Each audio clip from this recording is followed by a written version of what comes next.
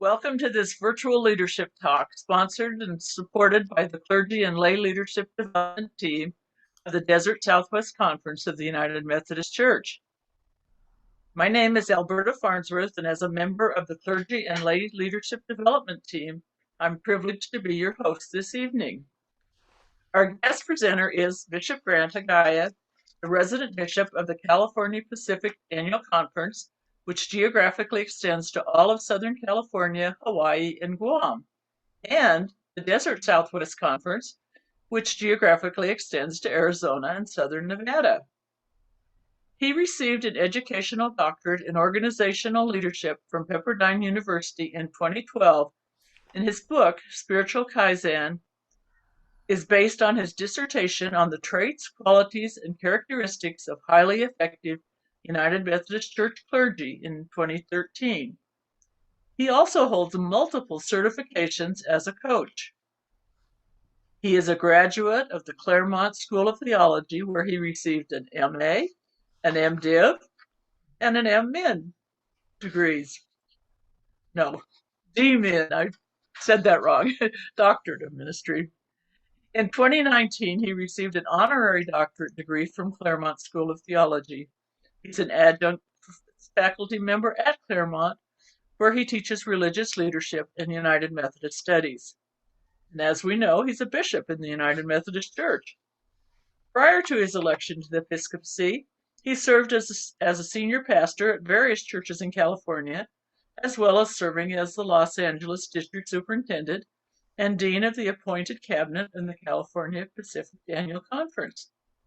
As bishop, he has served 8 years in the Greater Northwest Annual Conference, which includes 3 annual conferences: Alaska, Oregon, Idaho, and the Pacific Northwest. He was a member of the Commission on the Way Forward, tasked with forging a strategy on human sexuality for the United Methodist Church. He is the current chair of the Council of Bishops Task Force that plans the New Learning Retreat for all active bishops.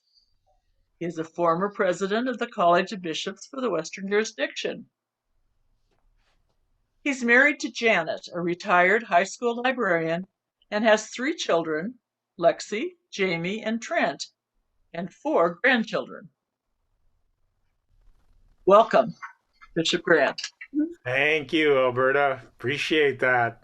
Always wonder who they're talking about when they do introductions. So thank you for setting the stage for us, and good to be with you all.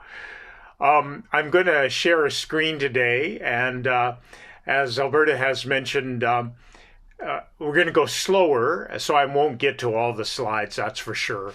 But that's okay. I'll try to get to the essence, and if you do have any questions, feel free either to put it in the chat or just unmute yourself and ask directly. It doesn't bother me at all to feel questions in the midst of things. Okay, so let me share this screen with you, and everybody see a title page called Spiritual Kaizen. Is it up? Okay, great. All righty. Starting with a little bit of humor, I love Dilbert, the cartoon character, and Scott Adams' work. And this was one where the pointy-haired boss, which really is kind of a doofus and nobody likes him, says to his secretary, Tina, I want you to ghostwrite a book of my leadership advice. And she says, do you plan to read it? And he says, no, it sounds pretty boring. So anytime you endeavor to write something, which I really have a couple of other book projects on the back burner, you have to have humility about it. And much of your writing ends up on the editor's floor. So it's much like film. The Kaizen book was about twice as long, and the editor said, well, we're shooting for a very practical book, so we're going to have to cut out this and that, and it doesn't make authors very happy, but you have to go with what the editor says. So to take a quick tour of what the concept means, It really is a Japanese concept. And I think I blinked out a little bit for you for a moment on the internet, but it combines the Japanese word kai, which is change, and Zen, not the philosophy Zen, but the common word Zen, which is good or better. So it's to change for the good or for the better. And it's often used in business management in Japan, especially, as continuous improvement, slow, incremental improvement, always seeking a better iteration every time. So every day we try to get better. It is the slow, steady, yet continuous improvement that I found very helpful in my life, and I hope you will find in your life also. So that's the definition of Kaizen. And what I found really is it's a perfect match with Wesleyan discipleship. And this is where you might have some questions, because we don't talk about Wesley's theology and discipleship very much, but it's very, very relevant. And I find spiritual Kaizen as specially suited for Wesley.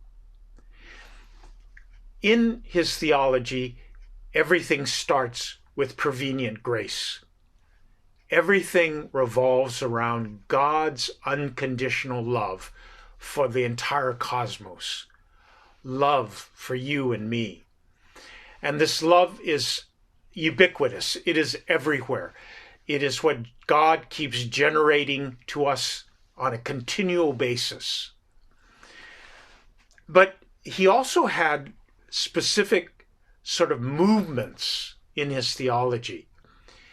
You start with grace, you end with grace, and grace gets you through the entire process. But he also wants us to move through the steps of justification and sanctification. Justification means that I have repented of my sins, and I no longer am in the sort of grip of my sinful nature. And it's one stage that I'm trying to get to. But it's eclipsed when I grow into sanctification, which blots out the very nature of sin in my life. And I'm able to move to God in the total sense of love on my reaction. Now, there's love is given to me by God, and I can give back total love to God in sanctification. Okay, so it's the highest form, and it's called entire sanctification or perfection in Wesley's thought. It is when I love God and humans, or God and others, really God and any living thing, more than myself. I'm totally immersed in the love of God. And this means that myself disappears. And that's why it's perfection. I no longer think of myself. Now, early on in my education, I thought that this was impossible. Entire sanctification, I'll never be able to not think of myself, because it's human to be self-interested. But self-interest is a sin in some ways, because it means that I take away from my love of God and for others. So what I've come to realize is that entire sanctification or perfection is very, very occasional. It's a moment-to-moment kind of experience that we can get there and then it's gone. It's much like Satori or enlightenment for the Buddhist. It's not a final state until we end up in heaven and are resurrected, perhaps. then we might be entirely sanctified. But in this life, we're not able to do that. So we get glimpses of it. The best illustration is that there are moments in my life when I do love God and my neighbor more than myself. But it's there and then it's gone. And my self-interest returns. So it's something that we shoot for, but it could be a daily kind of occasion. For me, it's more rare. I only get there occasionally. But for all of us, it's a Kaizen concept because this is what we're shooting for. If every day I could get closer to love of God and neighbor, I'm on my spiritual road of perfection. Okay? So it's a very important concept in your spiritual life that I want you to think about, and also open to any questions you might have about the spirituality. I believe that Wesley has an answer for the great spiritual malaise that we see, that if we only practice Wesleyan theology and discipleship, we would be able to really develop a sense of true love of God. Okay?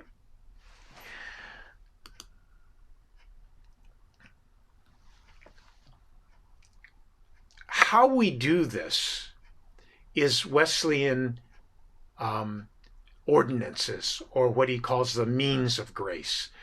So the three big sort of rules of Wesley: do no harm, do good, and stay in love with God. The last one really was a kind of creative way to think about his real meaning by my late colleague Reuben Job, made that famous, stay in love with God. But Wesley said, follow the ordinances, which was his third injunction. Do good, do no harm, do good, follow the ordinances, which was Wesley's understanding. And what are the ordinances? It is prayer and worship and fasting and care of others. It is all the things that we do that sort of inform our spirituality, make it better. So to practice is just to follow the means of grace, which are the ordinances that Wesley put before us. And if we do that diligently, then we will get to this state of perfection or entire sanctification. All right? But again, to remind you, it's a momentary occasion, not a final state of being. Here's the Wesleyan kind of circle. I don't want to get too deep in this, but it starts with our human depravity. We cannot do good up by ourselves. We're given prevenient or preventing grace in the next step. Then we have convincing grace or repentance, where we repent of our sins. Then we enter into justification, which is the state of being where I can become justified to God. We are regenerated, and then we enter into sanctification, blotting away the very nature of sin, and then finally entire sanctification. But remember, Wesley had a concept called backsliding, and that is, you can be entirely sanctified one day and then move down to another state, because we are human and we backslide and we transgress. And that's why spiritual Kaizen is so important, because it keeps us positively on the track. So it's something that you might want to think about in your own spiritual life. Can you improve every day in a way of means of grace? Can you pray every day? Can you think of others every day? Can you do one good deed every day? The Matthew 25:31 passage where Jesus says, I was hungry and you fed me. I was thirsty and you gave me something to drink. I was a stranger and you welcomed me. Those are things that are not for the end of our lives, the final judgment. It is a daily prescription, a spiritual Kaizen way of being. So look up that passage, Matthew 25:31 to 46, and think of how you can do that on a regular basis, not at the end of your life, but daily.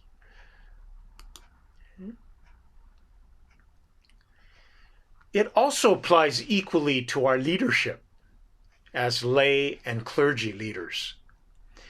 If every day I can learn one new thing, improve one leadership behavior a little bit, apply one new skill set in my ministry, over time, I can then have a mastery over leadership. And this is what I teach regularly at the seminary, is how can you become improvements on your leadership in a very small way every day. I've been coaching now for a number of years, and I found that when I'm coaching somebody, if I work on one small improvement of my own coaching, over time, it becomes ingrained and it becomes natural for me.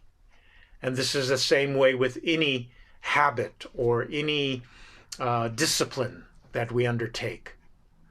One small improvement every day.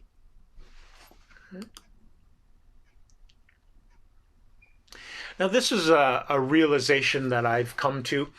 If we spend only 1 hour per day, but each and every day, includes Christmas and Easter, by the way, over the course of 1 year, it works out to the equivalent of 45.5 8-hour days cumulatively. So if you set aside 1 day or 1 hour a day to work on something, it would be the equivalent of almost 46 days, 8-hour days. Now that's a lot of time when you think about it. And in fact, I used this principle when I had to write my dissertation. I was a very busy clergy, serving as a superintendent, and I had this daunting task of writing a very long research document, and I set aside 1 hour a day, every single day, to try to finish it. And believe it or not, I finished it in about 6 months. It was a little bit shy of that, actually. All the research, all of the writing, all of the revisions, it really proved to be something very powerful in my life, that I got something accomplished, which I was wanted very much, by just setting aside 1 hour a day. And that's also true for the book. Same thing. I tried to set aside 1 hour a day in a very busy schedule. And if you do this, you can accomplish great things. And it's something that is a tried and true method of what Cal Newport, the professor and writer, calls deep work. Set aside 1 to 3 hours of deep, focused, concentrated work, and you will do magnificent things in terms of accomplishments.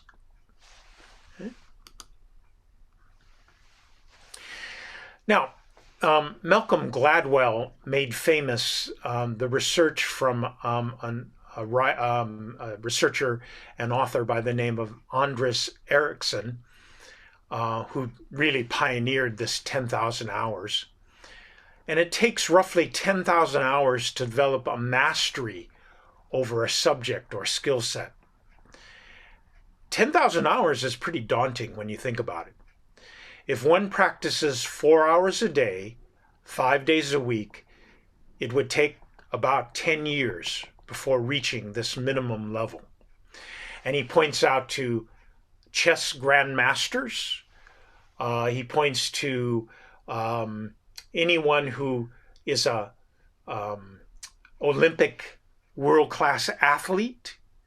They have to put in this amount of time before they reach that level.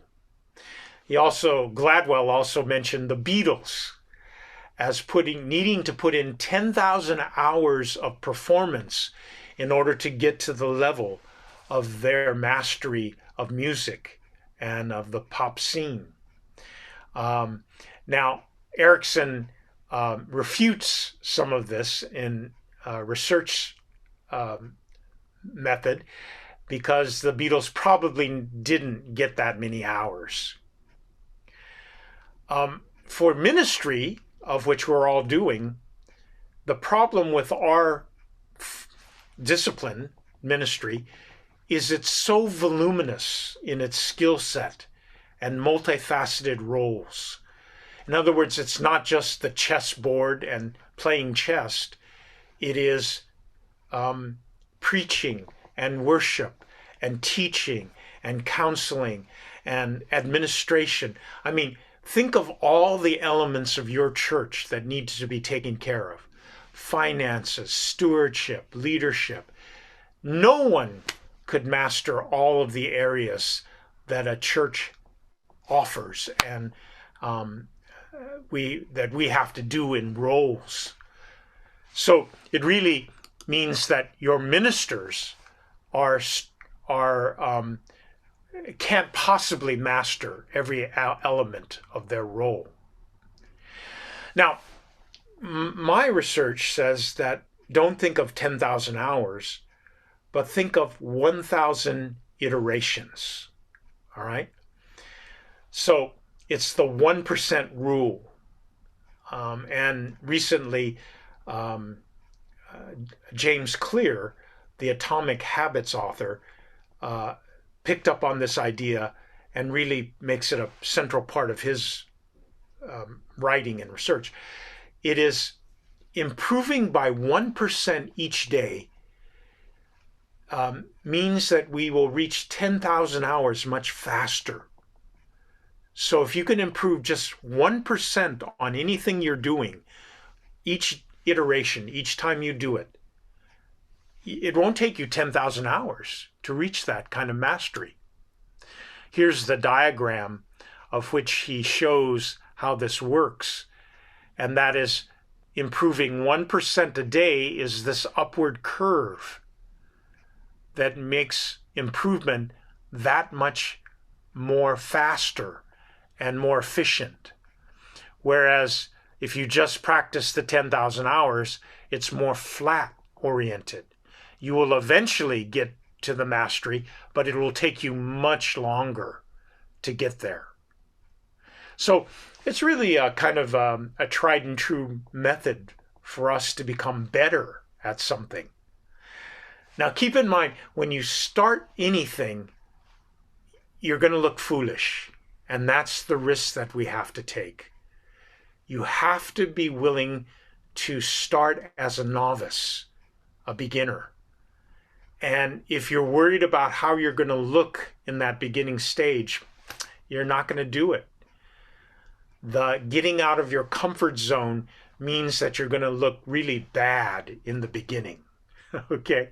And we all start this way in whatever we do.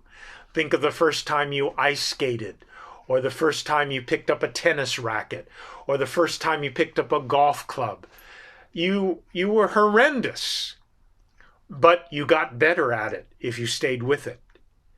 So you've got to be willing to be a beginner and to have a beginner's mind in the start of whatever you're going to do. But with time, you're going to get better.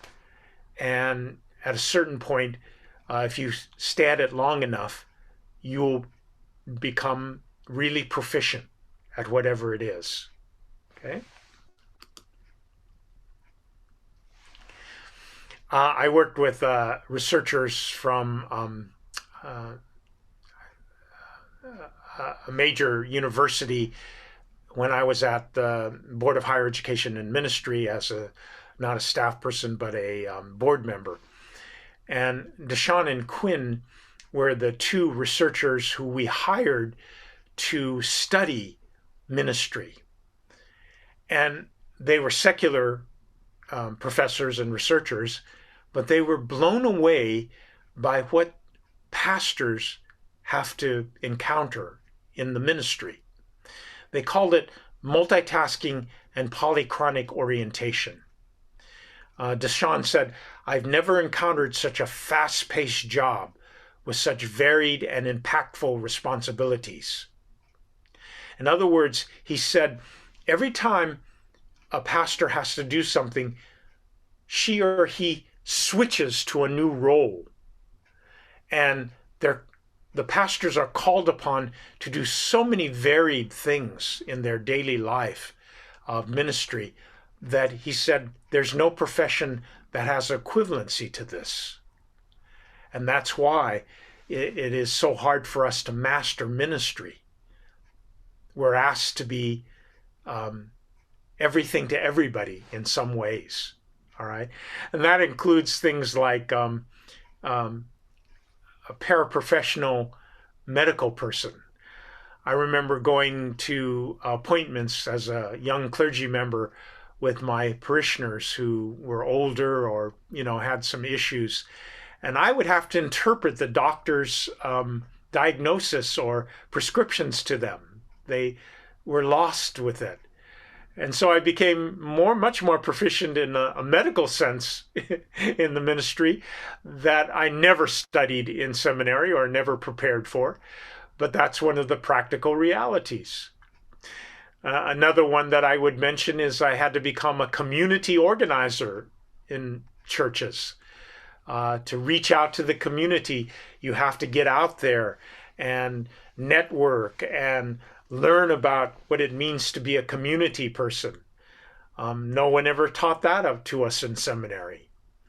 So these are all facets that make ministry so exciting, but also so unprepared, especially in the beginning. How many of us are able to put in 10,000 hours on preaching or teaching or administration? There's just no way, because our day constantly shifts. All right. And you laity are in the same boat. If you're a leader of your church, you're called upon to do multiple tasks, multiple areas of responsibility. And that's the gift of ministry. Something that is, I see it as a gift rather than a liability. Okay? But lately in my research, I'd say the last 5-10 years, it's not just being competent. It's not that we master ministry, but we have to also combine everything together in a kind of holistic understanding. So you have great preachers, or you have great administrators, or you have great teachers, but you seldom have the same person doing all of those things with greatness. But when we become competent in all of them, and we understand our limitations and our competencies are not going to be completely at the top of the game, we can develop a kind of mastery over ministry in a generic sense of the term. All right? We're very much generalist as working pastors in that understanding. But also, what is needed now in our adaptive liquid culture which is constantly shifting and changing, is also novelty and creativity. So if you just focus on mastery, you will limit your creative, innovative self. And what I find most necessary now in our churches is experimentation, innovation, creativity. And you laity can help us on this very much so, because in your jobs, you are probably also asked to provide this. Depending upon what kind of job you have, maybe as a knowledge worker, innovation and creativity is central for you to work on. So you can be a researcher for your church, somebody who thinks of new ways of doing ministry that we clergy don't have time to do. All right? So we have to take this turn, not just to become a master of the church, but to become an innovator and an experimenter with new things. So really it's a balance between mastery and originality. All right? Roger Martin is the former dean of the Rotman School of Leadership in Canada. He's retired now, but still continues to write. And he has this wonderful quote that says, the great ones, the great leaders, utilize their experiences to build and deepen their mastery while maintaining and expressing their originality. Average leaders do one or the other. Some work on their mastery, but others express originality. They keep the proverbial trains running, but will never invent the future. So if you just try to stick with the status quo, you're not going to change anything. All right? It's important to have the balance between these two.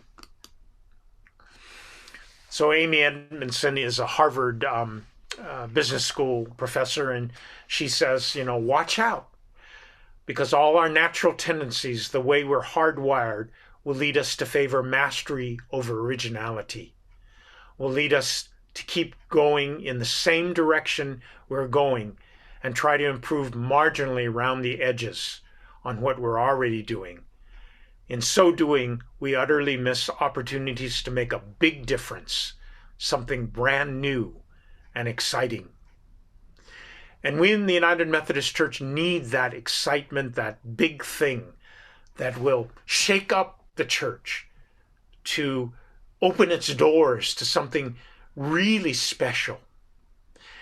And I'm thinking that the great issues that we're facing, this is our opportunity. There will be some who leave the Methodist Church for a more traditional expression.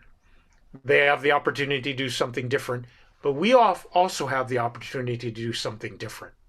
Not argue about theology, but to focus on something that's really going to make a difference in people's lives. Okay? This could be missional, this could be discipleship, this could be almost anything that is original and exciting, that your church is going to thrive and flourish rather than just languish. The theme of our annual conference this year. Okay? So one important thing to remember is this innovation diagram.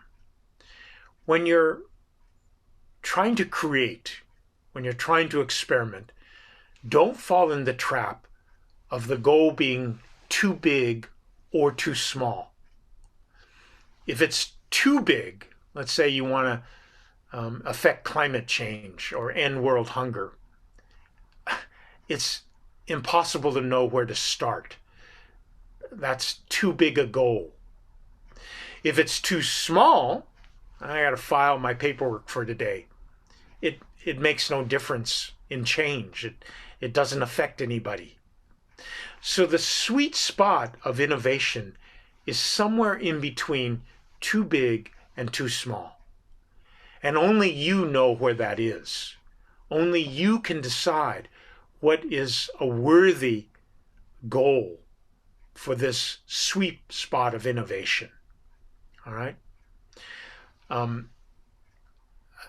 Ronald Heifetz, the Harvard Kennedy professor who writes a lot in adaptive leadership, talks a lot about, he's a medical doctor, so he goes back to DNA, and he says we share about 98% of the same DNA with a chimpanzee. Later research, probably 96 to maybe 97%. I mean, it's not a precise number, but that's a lot of shared DNA. But Heifetz points out humans with a small percentage of difference just exponentially took off on the evolutionary cycle. In other words, our brains became not twice as large as a chimpanzee, but exponentially more creative and technologically advanced. So the principle here is you can just have a small percentage of something that changes in you or your ministry, and it'll be a huge leap of innovation and success. We got to figure out what that is.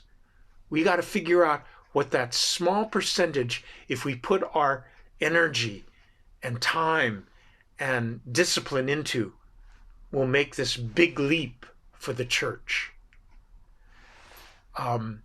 So it's an important task on our behalf, but it's something that is worthy of us trying to get to.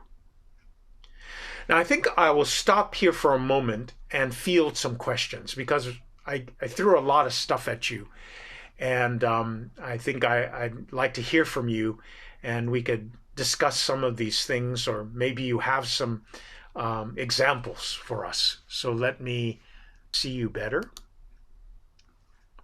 Anyone have a question or a comment that you'd like to make?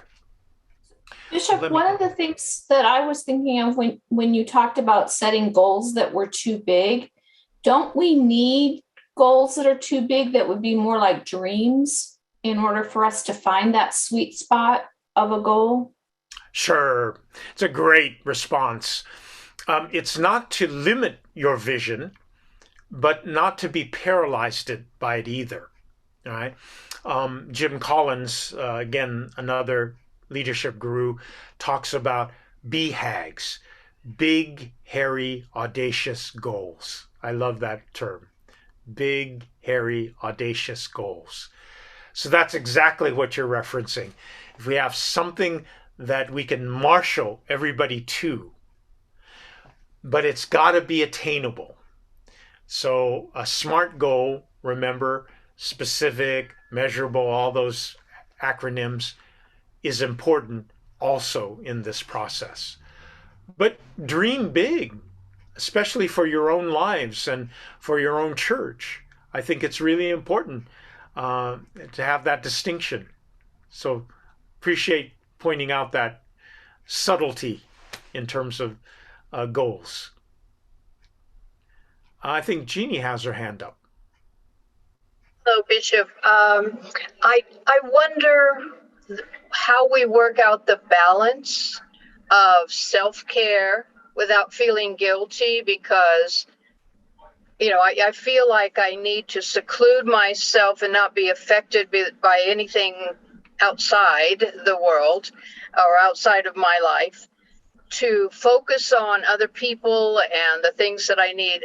I'm like you, I really don't believe we can be perfection, but how do we take care of ourselves without feeling guilty for taking time to do that?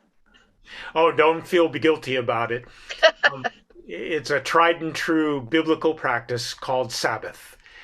And in Genesis, remember, God creates the world 6 days. But that creation is good or very good. It's not till he gets to the seventh day of rest that he proclaims that it is, in Hebrew, kadosh, holy. Only Sabbath is holy. The rest of the cosmos is just good or very good, but not holy. And so, if we go back to our own Holy Scripture, it's right there. Sabbath is necessary for every being. And we all have to exhibit Sabbath. And I have this principle that Sabbath should be every moment, every day, every week, every month, every quarter, annually, and quadrennially. Now, I don't have time to explain how you do that, but it is, can you practice Sabbath in your daily life? And it's really important for you to do that, because Jesus also reminds us we will burn out very quickly. When he went to the crowds in the Gospels, they became unwieldy. He couldn't handle the numbers. He couldn't handle the needs. So he had to get away. And he secludes himself and disciples by running from the crowds, really. So again and again in our tradition, this is important for us to observe. Sabbath, rest, spiritual discipline, all the things that will renew us. And the cycle is a very psychological one also, that any athlete you talk to can perform at peak instances for very short intervals. One game, one race, one match. And then they have to go back to rest, restoration, and recovery. And nowadays, it's a science in terms of all of those elements. We're behind that as a church. And you should think of rest, rehabilitation, restoration, recuperation, just like the athletes do. Okay? That's actually one of the new books that I'm working on, is to try to get people to understand how to practically do this in ministry. Because otherwise we burn out. And we're no good to anybody when we burn out. Anybody else have a quick question? Could you repeat the 4 R's, please? Sure. Thank you. Rest, recuperation, restoration, and recovery. They're not in that order, by the way. It's a very, what we would call holistic way to think about these things. And see, for each of those, athletes have a scientific method. We don't have that spelled out in our profession. And so I want to quantify that so that you have a way that research can teach you how to do those things more effectively. Okay? Thank you. Sure. Any other thoughts, questions? Yeah, Javier. Bishop, on that note, I was thinking that if you could say the performance of the pastor, the peak is on Sunday. And so I think some pastors, take Monday off, but a lot of work, because, and I remember when I was a pastor, I worked on Mondays because that's when you have to be in the office, you have to work on things for the bulletin and all that. But I'm wondering if what you're saying, if it's important as clergy to take that day and switch things in a way in the office, in the church, that they can understand, in a way to do the things later on during the week and have that Sabbath on a Monday. I'm just thinking of what you shared. Oh, definitely, Javier. And actually, I do have a kind of diagram of a weekly schedule that I could share with you all, which nails what you're saying, Javier. Now, here's the thing. Sabbath, remember, does not start with the dawn of the day. Sabbath begins for a true Jew, for a good Jewish observation, sundown on Friday, all day Saturday. So if you take your way of doing Sabbath, we have this intensity of Sunday worship. But I have found that after afternoon, evening, nobody needs us. You know, they're off to their families and other things. That should be the start of Sabbath, and then all day Monday. Now, those who take Friday off can reverse that to say Thursday night, everything stops. That's when Sabbath happens. And you should actually light the Shabbat candles and have a ritual that you create. It doesn't have to be the Jewish way, with sundown, and then all day Saturday, there is no work. And then you have to be there on Sunday morning. So whichever way you want to do this, I have a weekly schedule that has all of the elements of our ministry in it. And again, I could share this with you very easily. But think in terms of a weekly rhythm: slow, fast, complex, simple, a reflective, intensive. Yeah. Thank you, Bishop. Yeah, you're welcome. All right. Well, let me go back for a few more slides, and then I'll stop a little bit early so that we can pick up with some more discussion. I think I don't want to keep you 90 minutes tonight. I think I'll let you get off a little earlier. I'm always available to do this again, but I've found that shorter intervals are probably easier to digest. So let me go back to my PowerPoint and pick up some other principles for you.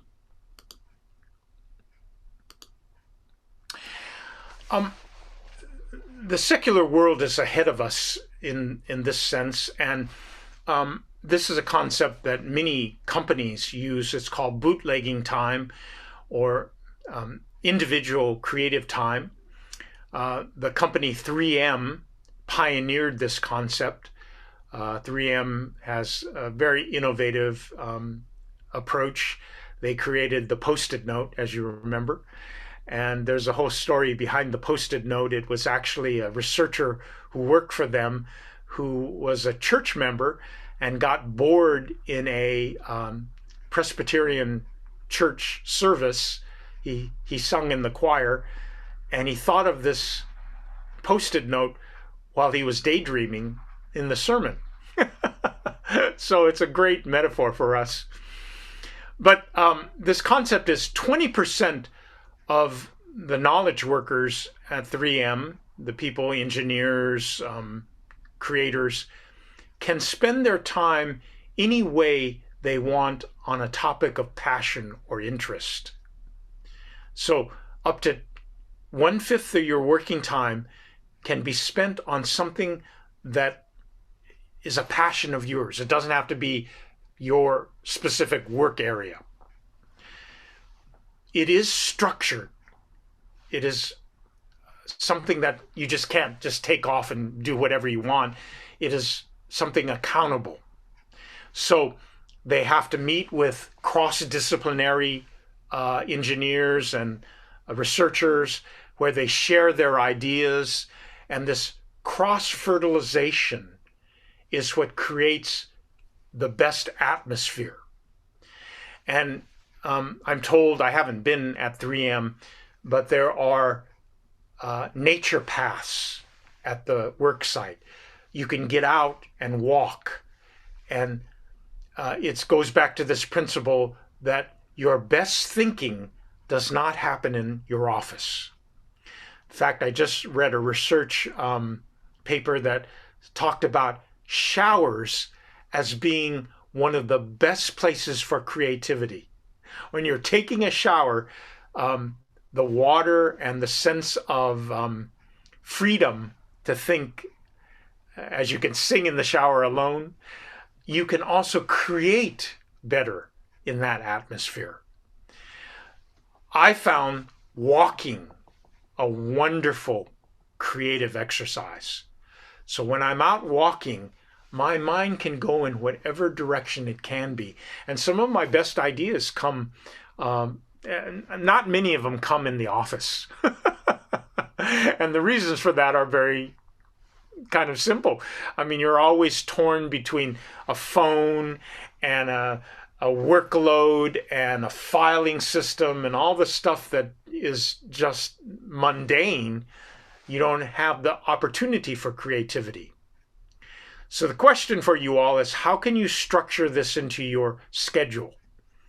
Whether you're a layperson or a clergy, how can you make creativity a part of your daily work? All right. And I'm perfectly okay of granting you that 20% of bootlegging time as if you're a clergy person. That's where we're going to have some breakthroughs, I think. All right. Jeff Coven wrote, Talent is Overrated is the name of the book, but he's really accessing Anders Ericsson's work. Okay, so keep that in mind. He's downloading from Ericsson, and Ericsson has a new book, well, fairly new out, called Peak, which is a really good read. And he describes what is called deliberate practice. And in other words, if you practice something, it's got to be designed to improve. You can't just go out there and, like, let me take, I shoot baskets. And if I just go out there and mindlessly shoot baskets, I'm not improving. I've got to have a practice or a session that Ericsson calls deliberate practice. It's designed specifically to improve the performance that I want to work on. Has to be repeated a lot. I have to get feedback from a coach or a teacher continuously. It's highly demanding mentally, and it's not very much fun. So Ericsson studied musicians, these young, talented, younger people who were in music school, violinists, celloists, pianists, and he discovered that it wasn't they had a natural gift. It was that they deliberately practiced in a way that enabled them to constantly improve, spiritual Kaizen. And he found that if they didn't do this, they did not reach the top of their field. It was only the ones that followed these principles that became the very best at what they were doing. All right? Now, when we think about this in ministry, we don't do this at all. If you practice your sermon 10 times before you deliver it, you can get better at it, but you need somebody there to give you feedback, a coach or a mentor, somebody to point out things that we miss. It is demanding and it's not fun. And so we tend to avoid this kind of deliberate practice. All right? So if you're going to practice something, then you have to follow these principles. And these will enable you to get better, to have that iteration that improves you by 1% each time you do it. There's a funny commercial, which I'll show you. Find it? All right, another one just like that. Right in the old bucket. Good toss. See, that's much better. That was good. You had your shoulder pointed, you kept your eyes on your target. Let's do it again. Watch me. Just like that one. The durability of the Volkswagen Passat passed down something he will be grateful for. Good arm. That's the power of German engineering. Okay, the reason this is hilarious to me is that this guy starts off teaching his kid how to throw a baseball, and the kid's terrible. And then he starts off by something pretty sound. Okay, look at your target, focus. And then he throws the ball, and the reason the kid's terrible is that the dad's terrible at throwing a baseball. And that's why it's really important for us to understand that this deliberate practice is you've got to work with somebody who is really competent at what they're doing, can mentor you, can coach you, can help you through becoming better. So another thing that Erickson found out was that if your teachers continually get better, that the student gets to the same level as the teacher, you need a better teacher. So the top of their field were constantly finding better teachers, better mentors who improve them in their practice. And it's important for us to understand how a scientific way for us to become a master or somebody who's really good at their craft is we learn constantly from others. And we have to have people model what it means to be at the very top of their game. All right? So something important for us to consider on this spiritual Kaizen journey that we're all on. One last thought for today is that there are what I call the big three. Now, you ask any leadership person and they will have their own list. But these three are the most important for me. A deep well of faith. The one thing that we have an advantage in our leadership over any secular person is God. And we have this special advantage as a person of faith. So you have the great leaders, the great clergy leaders that I studied, all had a deep well of faith as one of their qualities. Second one was emotional intelligence. And in a relational profession like ministry, emotional intelligence is one of the keys in enabling us to succeed. And like any skill set, you can become better at emotional intelligence. It's not a God-given gift. You can learn emotional intelligence and improve on it. And the third big three for me is transformational leadership. That is that we are shooting for a greater vision, a transformation of people and the world. And this enables us to have the big goal that we talked about earlier. We're not just happy with the way things are. We want transformation to happen. Now, the next series of slides all talks about these three. It's very detailed, and I don't want to get into it. But let me just give you some hints on some of these things. On the deep well of faith, it starts and begins with our discipling. It starts and begins with our relying on God, not ourselves, for our leadership. When we do this, we constantly call on a source that is inexhaustible in our lives. God is beyond any kind of activity or state of being that needs renewal. God is this constant source of strength and grounding for all of the world. So to rely on that is fundamental in our leadership. Okay, so you got to have that.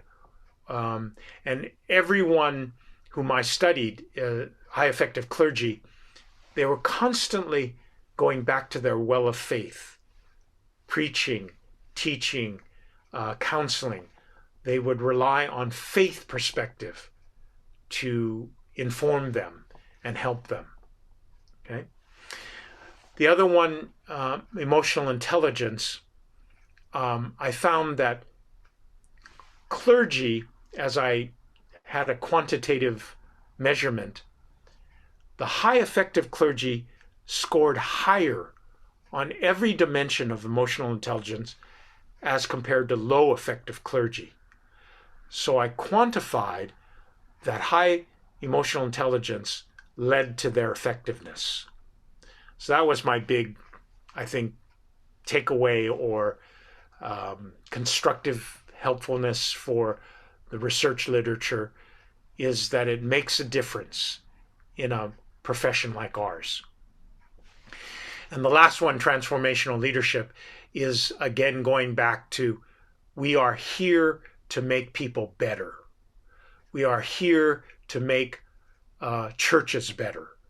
We are here to make neighborhoods better. We are here to make society better. So it is this sense in which we have a goal that is much greater than just ourselves or our limited understanding. All right. Now let me get out of this. I can share a little bit more, but I think we're all growing, and my own research is growing.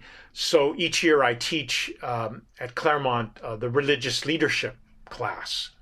They sort of, I inherited it from the professor that retired, and the plan is that I will become that person in the future. So when I retire, I will join the faculty, and then we'll be able to research and write much more, but also teach much more.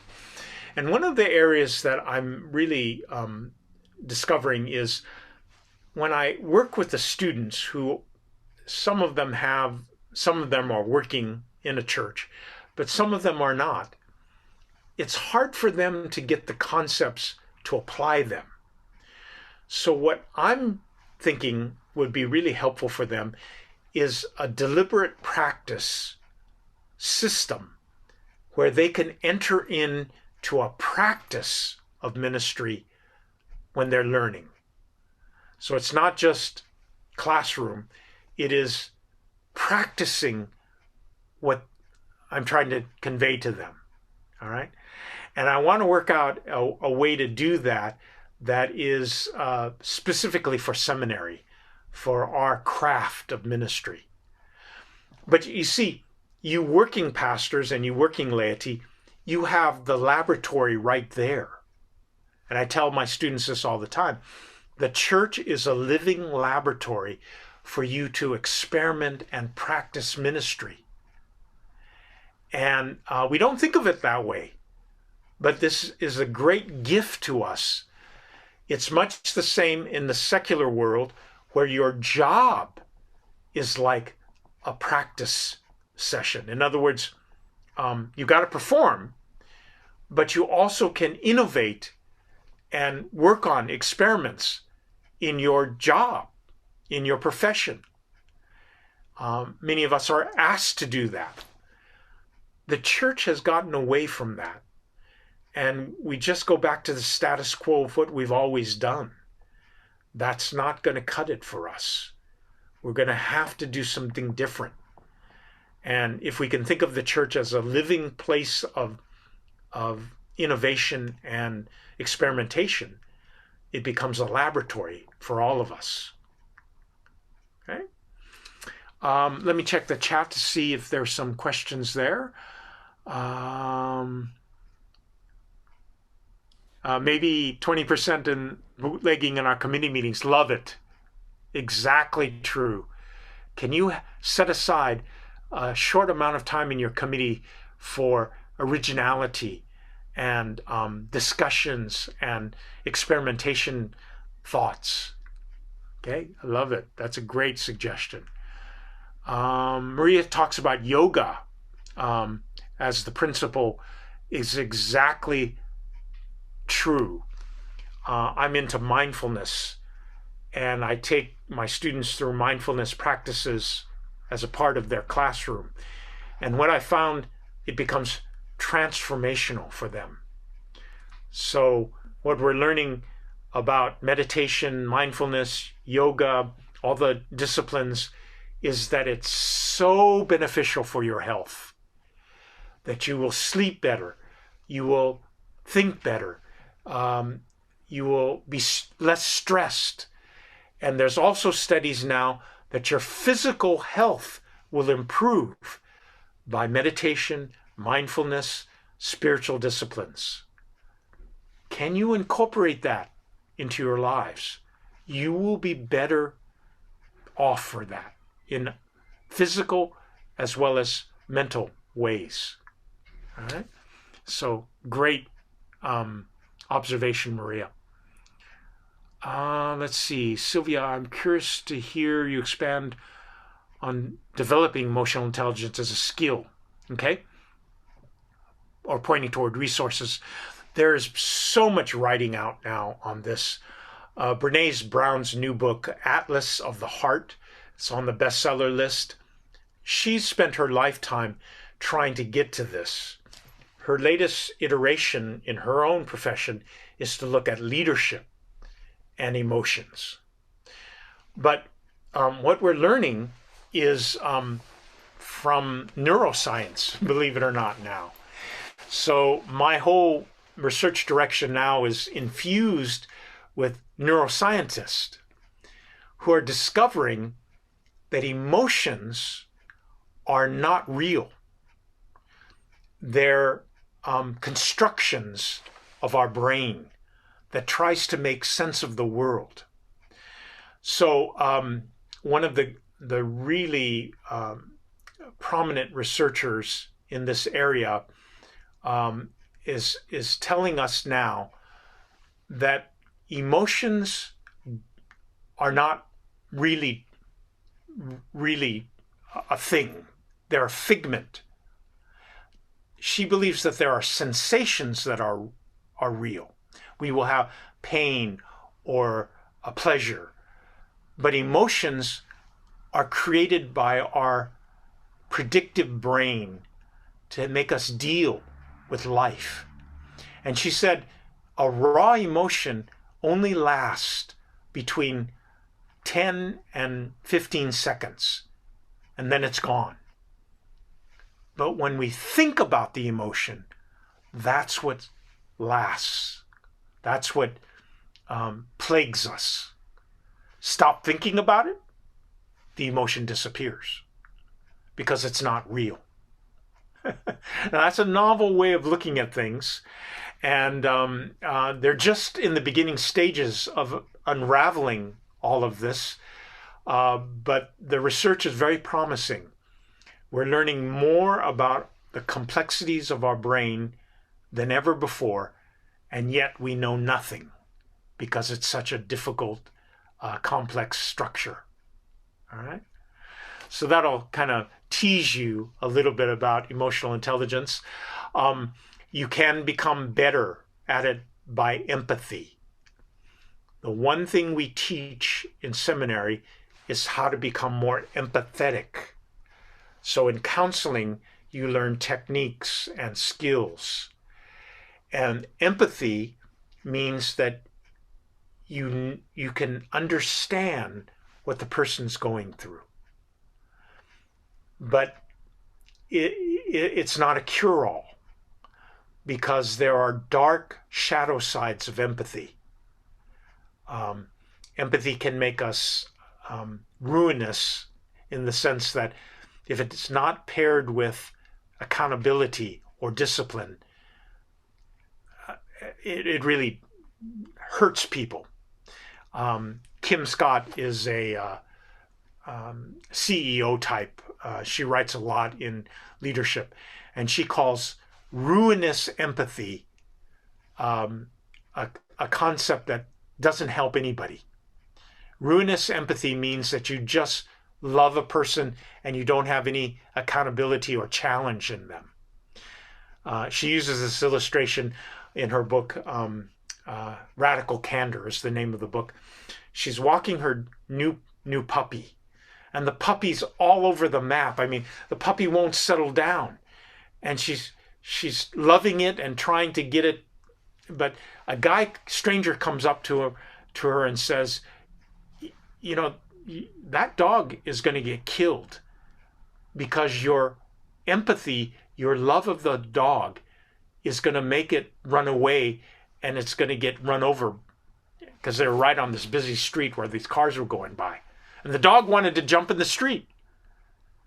And he said to her, unless you have discipline on that dog, you're going to lose it because he's going to run away and get hit by a car.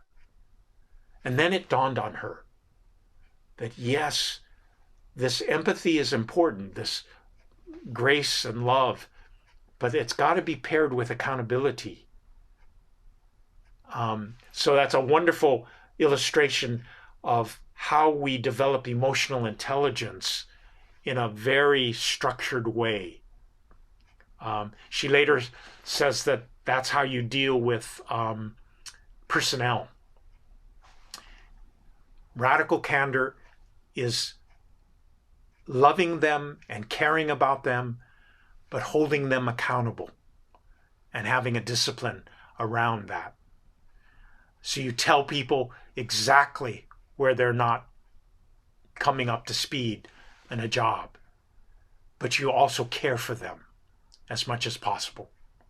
The two are necessary in any supervision. So we can improve. That's the Achilles heel of churches, by the way. When there's a staff person whom we just love, but not very effective, we continue to keep them on staff. And the key is to care for them, but also have something where they improve and meet the challenges of the job that we're hiring them for. But invariably, churches don't do that very well.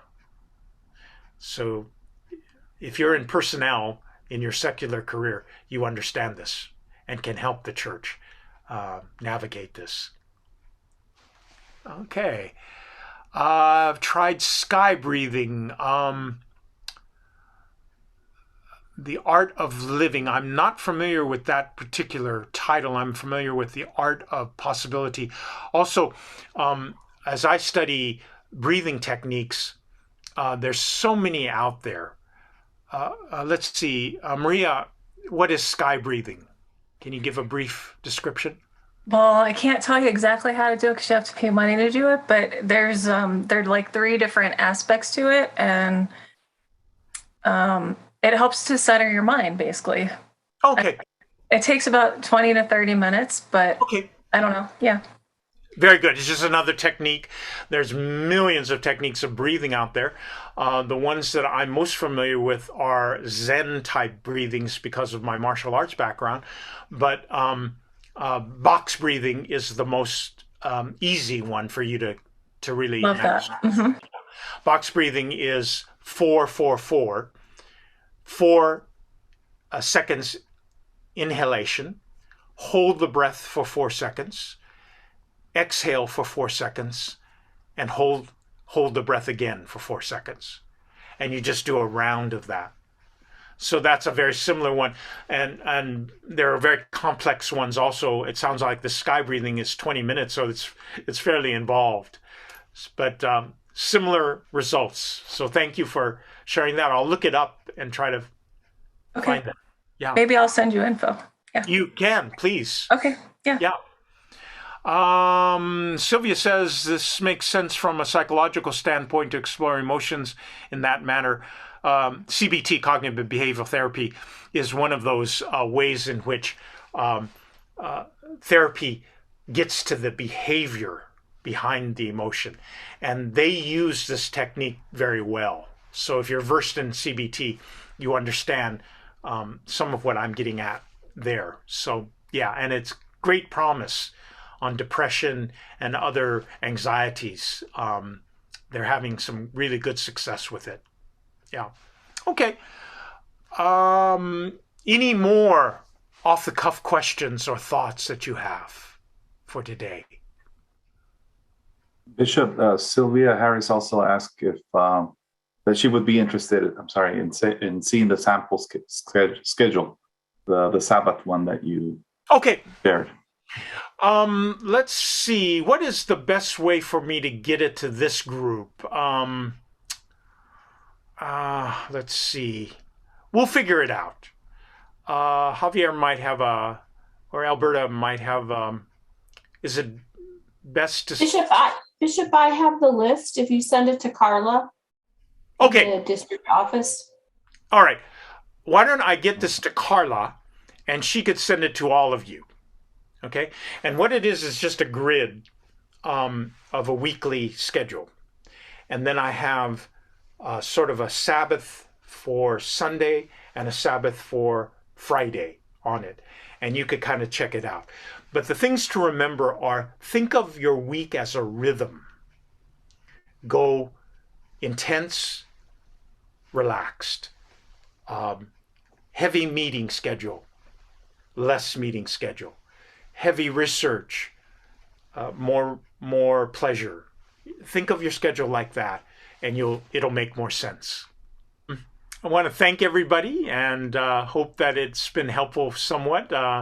Quick tour around many different concepts, but I enjoy always interfacing with you all. And if there's something specific, just go ahead and reach out.